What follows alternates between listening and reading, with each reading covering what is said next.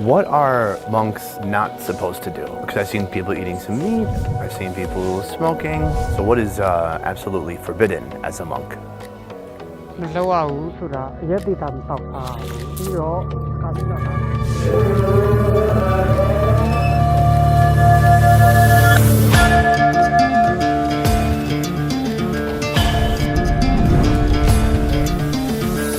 Our best ever Myanmar food tour comes to a close as I head to one of the country's monasteries to uncover the food secrets of Buddhist monks. Behind me are all the elder monks. After they began eating, the head monk gave me permission to eat here. In Myanmar, 90% of the population is Buddhist. Hi. There are more monks here per capita than you'll find in any other country. Oh, look behind me. These are nuns from a local monastery, and they're going around collecting food. That's happening all over in Myanmar. The religion, these people, they are an inseparable part of everyday life throughout the country. Today, for the first time, I'll uncover the dietary practices taking place here. Traditions that few have seen before. This might sound like a weird question, but is there a favorite food that you're hoping somebody contributes? But learning their secrets won't be easy. I'll have to commit 100%, transforming myself to become one of them, becoming a monk.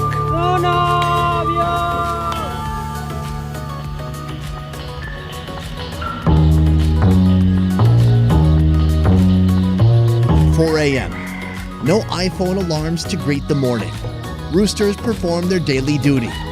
Their first crows signaling that dawn is upon us. Life in the monastery begins. Good morning from Mandalay in Myanmar. Right now, I don't know if I'm supposed to be quiet or not. Everyone's awake, but it's like a holy place. So let me take it down a notch. Right now, they're preparing a fire behind me because they're going to prepare breakfast for everybody.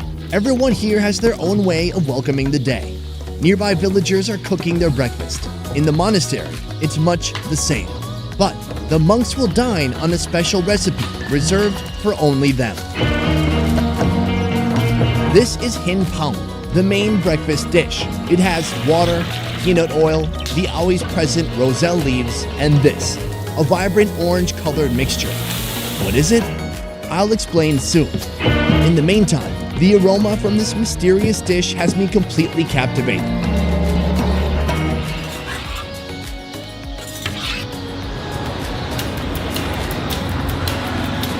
Mandalay is Myanmar's cultural and religious center for Buddhism, with numerous monasteries dotting the landscape, along with more than 700 pagodas. Right now, I'm in Alms Tarzan Monastery. Housed here, 75 monks in total, from the ages of 35 to over 100. Each man here has his own morning duties, acts that contribute to the greater good of this community. But when the food is ready, they all take time to gather round.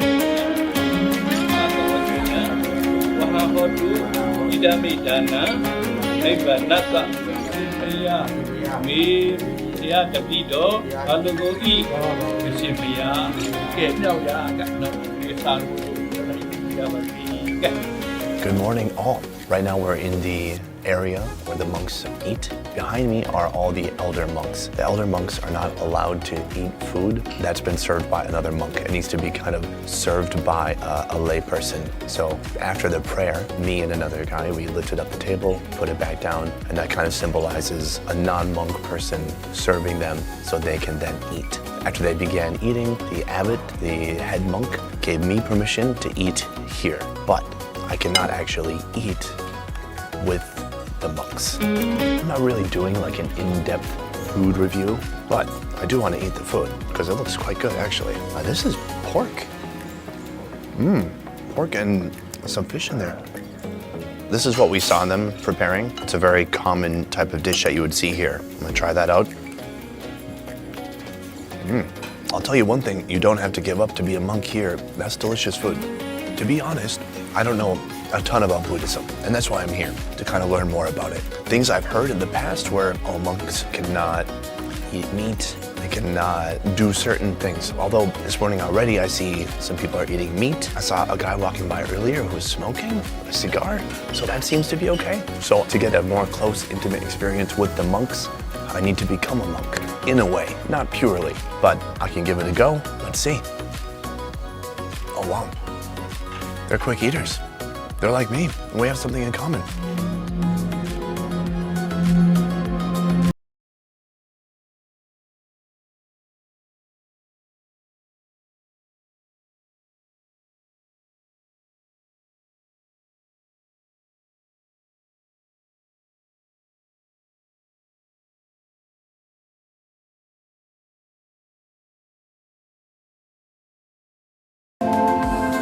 The history of Buddhism in Myanmar extends back more than 2,000 years. Everywhere I go throughout the country, I can see and feel its influence. Temples, pagodas, statues, people worshipping, monks and nuns performing their daily rituals.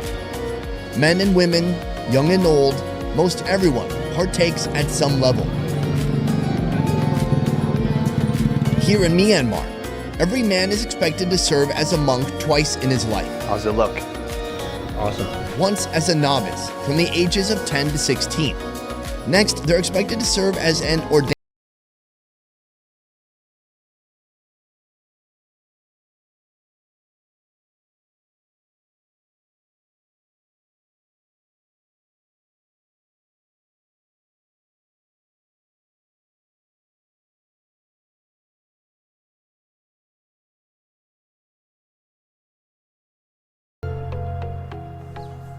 First of all, thank you for having me here today, welcoming me to the monastery. Every new monk needs a mentor, and he is mine. U Pin Yar Seka.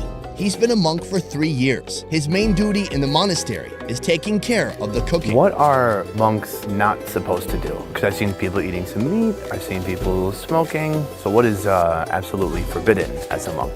မလုပ်ရဘူးဆိုတာအရက်ဒေတာမတောက်စားဘူး Strictly no alcohol, no close physical contact with females, and also respecting the elders.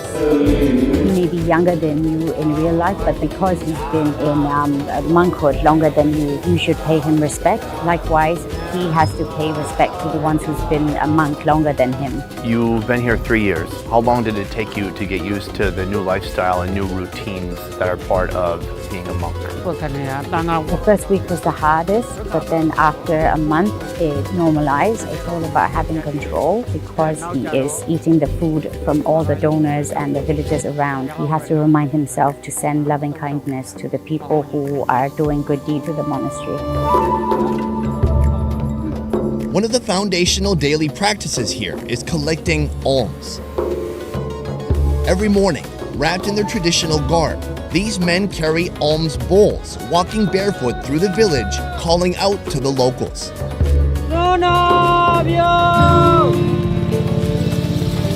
As we move out of the monastery, villagers are already awaiting our arrival.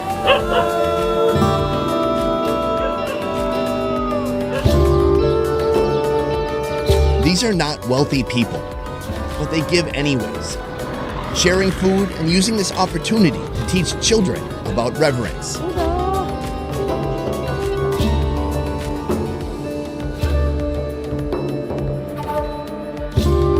Why do people give you food? Why do they want to contribute? ကောင်းမှုကုသိုလ်လုပ်တဲ့အနေနဲ့ကုသိုလ်ရလို့ဆုံးကတ်ရှင်ရတာပါ Because of good deeds and they gain good merit. နောက်မြန်မာလူမျိုးတွေက Lord Buddha preached that if you donate food to the monks, both in this life or in your next life, you will be the gift of beauty, the gift of wealth, the gift of longevity, good health, and good minds. Is there a favorite food that you're hoping somebody contributes? Is that allowed? အဲ့လိုမျိုးမဖြစ်ပြီပါ Not really, because Lord Buddha taught them that it's all about you have to eat whatever's been given to you. What about if it's pouring, if it's raining? Are you still going out in the rain?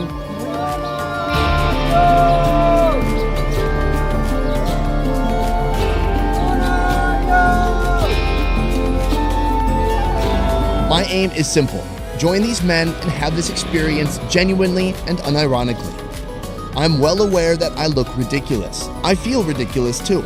But on this day, I felt no judgment from the villagers, no amusement at my expense, just an open welcoming by people completely unknown to me, eager to share what little they have with a complete stranger.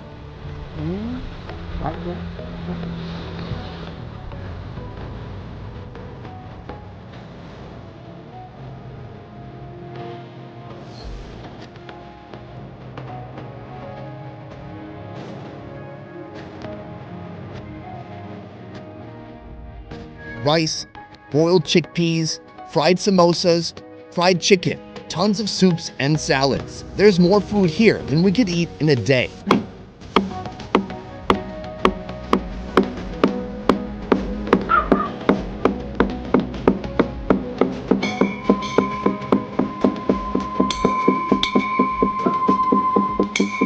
Lunch begins after a prayer from the head monk. Everyone eats in silence. It may surprise you to know that even with this hearty trove of food, this meal is the last meal these monks will eat until breakfast the next day. That's the way it is every day. No need to beg pardon. In Buddhism, this is considered a simple and moderate way of eating, which is said to aid one's meditation and overall health. This centuries-old tradition is not unlike the intermittent fasting craze that's become a popular trend today. Oh, maybe it's just After eating, they'll put all the leftovers in a big pot. So every single separate dish from the day is now combined into one master dish. Remember our breakfast? This is what we saw them preparing. This is the very beginning of hin pao. Cooking it in peanut oil helps the food last longer since there are no refrigerators here. It's simmered for an hour, combining the flavors and recipes from dozens of households, and eventually served the next day for breakfast. What's the difference between your life now and your life before becoming a monk? သူရချစ်ရတာတော့ When he was a layperson, he was just hanging around and mucking about with his friends. But now that he's become a monk, he has become a lot more disciplined and a lot more religious. Did you drink before you were a monk? ဟုတ်တယ် Do you ever miss that? တတိယတော့ရှိခဲ့ရင်လည်းကို He က does, but because he's now a monk and his robes is a reminder that he's no longer a layperson, he meditates and then he tries to remove all these thoughts and he tries very, very hard to divert his attention. I'd always thought of monks as those who had reached enlightenment. Thoughtful people, people who move and speak with grace and precision, people with complete control over their carnal cravings, and those who are never seduced by temptations or desire. What I found out is that monks are human. They've dedicated their lives to daily discipline and striving for an ideal. But there's nothing easy about it, just like all of us. They still have urges, they still have temptations, but through mindfulness, through meditation and communal accountability, they fight daily to stay aligned on the path to wisdom.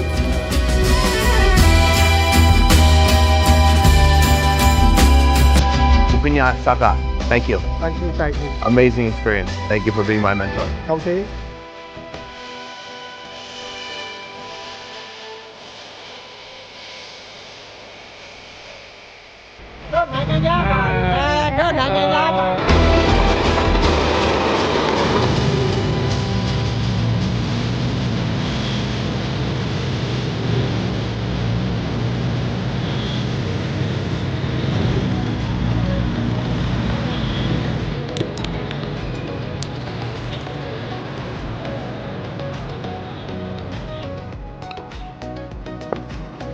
Guys, I'm here. Let's talk about it. First of all, cheers. Gotta say, my time as a monk did not last long. I have a lot of temptation and desires, and then usually I just satisfy those desires by doing the thing. I don't recommend it. Right now, we've come to a street side restaurant in Mandalay, in Myanmar. We're gonna do a few course meal here and try out some of the local food. First on the menu, stir-fried chicken butts. Chicken butts stir-fried with ginger, garlic, chilies, onion, carrots, and bell peppers. The last time I had chicken butt, I was in the Philippines. They just call it chicken ass there. They're like, what? Are you offended? Then don't eat the ass. But I like to eat some ass, so here we go. Oh, it's a bony ass. Oh my God, I gotta say, that is flippin' delicious. I thought it was a funny food. The taste is delicious. It's fatty, it's juicy, and very nice with beer. Let's talk about this. What an experience hanging out with the monks of Myanmar. I learned a lot. The most valuable lesson I learned is that they're just people like everybody else. They struggle as much as anyone else, but they're just more dedicated than everyone else. I believe in Buddhism there are some teachings about balance, right? So I was a monk for half a day. Now I must balance that with Grilled dove and sparrow. The birds are marinated in garlic, ginger, paprika, and rice wine, then grilled to perfection. here, doves. The animal that symbolizes peace is now in many pieces, actually. 4 pieces that I can see. Can you see more? No, it's 4. I'm gonna give you guys a deep. Try it out. Oh, with the sauce, very nice. Sweet, salty, spicy, and sour, all in one, really. They hit all the main flavor compartments. Okay, that's not what I'm really here for. Sparrow, what do you eat? This sparrow is so tiny. Well, sparrow, there's another bird I'd like you to meet called the swallow. It's real crunchy. Oh, it tastes like beef jerky. It's a dark meat that's become so dry. Wow, this is one of the most unique kind of random street foods I've found anywhere. I did not expect to see this at this restaurant. That's wild. What a way to finish a day of being pure and good.